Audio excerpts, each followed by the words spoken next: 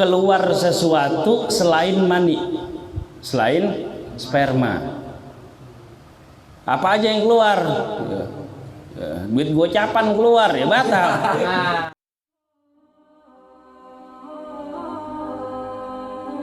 Bismillahirrahmanirrahim. Qala al-mu'allif rahimahullahu ta'ala nafa'ana bihi wa bi ulumihi fid dharaini amin. Wa nawaqidhuhu, hal-hal yang membatalkan wudu. Wa nawaqidhuhu, yang membatalkan wudu atau beberapa hal yang membatalkan wudu adalah ya, tayaqqun. Wa nawaqidhuhu itu mubtada atau subjek. Subjek berarti membutuhkan predikat. Subjek membutuhkan predikat dan objek. Nah, predikatnya apa? Tayaqqunu khuruji, yaitu yakin tayaqqunu khuruji ghairi manihi. Tayaqqunu yakin khuruji keluar ghairi mani, selain maninya, selain spermanya. Jadi yang pertama kali yang membatalkan wudhu keluar dari farjinya, dari alat kelaminnya, baik kelamin depan maupun kelamin belakang, jalan depan maupun jalan belakang, jalan depan maupun jalan belakang, keluar sesuatu selain mani, selain sperma. Apa aja yang keluar? Duit gocapan keluar ya batal. Seandainya lah keluar misalnya batu, begitu keluar batu bacan keluar. Batu ginjal misalnya begitu ya, atau batu apa, orang kencing manis tuh keluarnya batu kerikil, batal. Pokoknya apa aja yang keluar, mau keluarnya handphone juga tetap batal. Misalnya dia nelen duit 1000-an tuh yang kecil tuh ya, logam, duit 1000-an, keluar dia telen. Nah pas buang air ya, pas buang air besar keluar tuh. Pas maksudnya bukan pas buang air besar, dia udah wudhu, tahu-tahu keluar dari anusnya, keluar gope. Dikorupsi gope sama cacing. Keluar itu keluar itu batal, meskipun bukan berupa cairan. Meskipun bukan benda cair, tetap membatalkan wudhu. Apa aja yang keluar. Tapi kalau yang keluarnya mani, keluarnya farji, keluarnya farji, keluarnya sperma, itu tidak membatalkan wudhu. Tapi nggak boleh sholat. Nggak boleh sholat. Kenapa? Karena dia hadas besar, karena dia masih junub. Jadi seandainya dia mandi, ya dia keluar mani nih, keluar sperma, ya dia dalam keadaan wudhu, itu nggak batal wudhunya. Tapi sholatnya dia harus mandi dulu. Misalnya dia mandi, setelah itu dia nggak wudhu, nggak apa-apa. Lah terus kalau mandi kan mesti megang itu, ya misalnya pakai plastik bisa kan? Gitu. Walau rihan, meskipun berupa gas, walau raihan, bukan rih ya, walau raihan atau rih gitu. Jadi yang punya nama raihan itu artinya angin. Walau rihan, meskipun berupa gas, nggak ada angin keluar, yang ada gas. Keluar kentut itu bukan angin tapi gas. Kalau angin tuh begini niup nih kena kipas angin itu angin. Tapi kalau sudah diproduksi hasil proses kimiawi di situ namanya gas. Lah kan kita keluarkan itu kan hasil proses kimiawi di dalam tubuh, di dalam lambung. Ya karena kebanyakan lambungnya penuh, akhirnya apa? Ya mau ngomong dikeluarin. Kok ada aromanya? Tergantung dia makan apa tadi. Ya kan. Misal dia makan jengkol, ya baunya bau jengkol, nggak mungkin bau durian kan? Gitu. Jadi tergantung, itu gas, walaupun keluarnya berupa gas min farjin, dari farji, dari kemaluan, baik kemaluan depan maupun kemaluan belakang. Jadi kalau kita berani, tunjukkan keberanianmu. Kalau kamu berani, tunjukkan keberanianmu. Kalau kamu kuat, tunjukkan kekuatanmu. Kalau kamu sedih, tunjukkan kesedihanmu. Kalau kamu malu, masa tunjukkan kemaluanmu?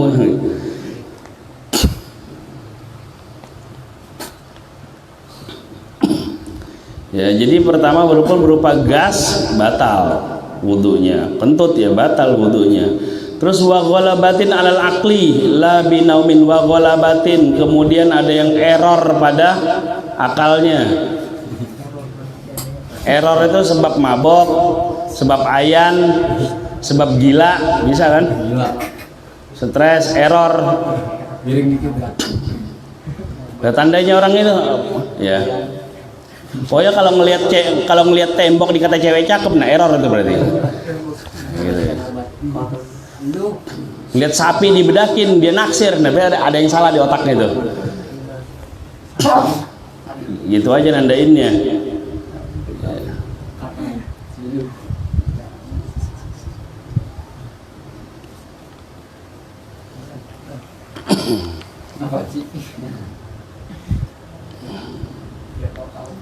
Itu cara nandain orang error tuh bagaimana ya begitu ya. Pokoknya kalau ghalabatin alal akli la binaumin mumala binaumin, jadi orang yang ada error di akalnya tapi bukan sebab la binaumin, bukan sebab tidur mumakinin yang menetapkan pantatnya pada tempat duduknya.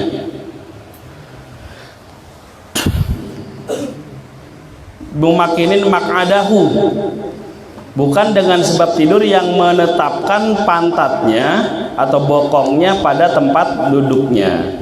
Nah begini, kita kalau sembahyang Jumat tuh biasanya kalau tengah hari mata perut lapar, mata ngantuk gitu biasanya kalau Jumatan ya kan.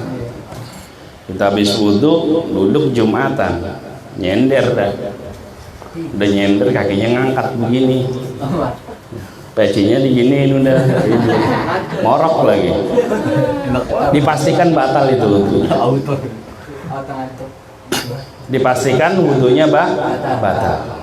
Tapi kalau dia tidur duduknya begini, netep kagak bergerak, duduknya begini, pantatnya nggak gerak, begini, nggak batal.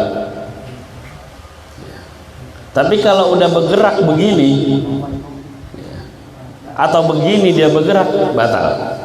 Itu tidur yang membatalkan wudhu.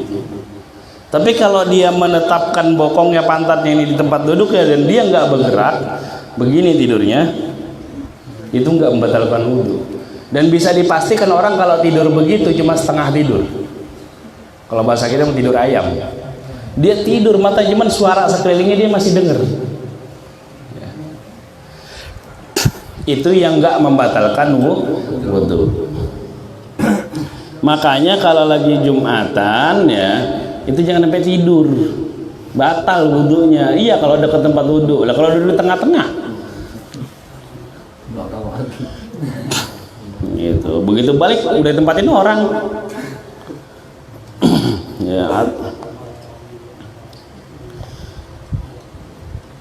Jadi ayan, gila, mabok itu membatalkan wudhu. Kemudian tidur membatalkan wudhu, kecuali kalau dia menetapkan pantatnya pada tempat duduknya, dia nggak bergerak. Nah itu nggak membatalkan wudhu. Selanjutnya yang membatalkan wudhu, wa masu farji adamiyin. Wa masu farji adamiyin, wa masu menyentuh farji adamiyin, kemaluan manusia.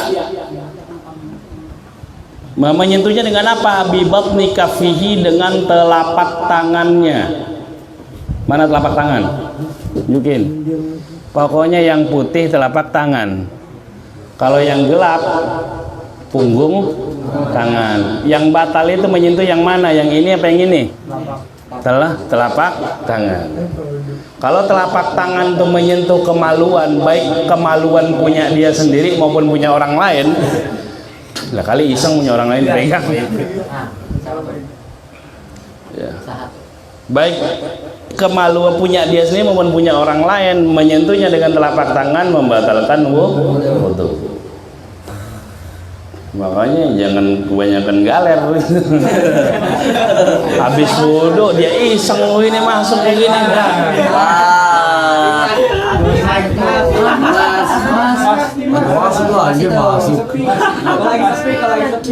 Batal wudunya. Kalau mau pakai ini aja nih. Iya. Gatel gini.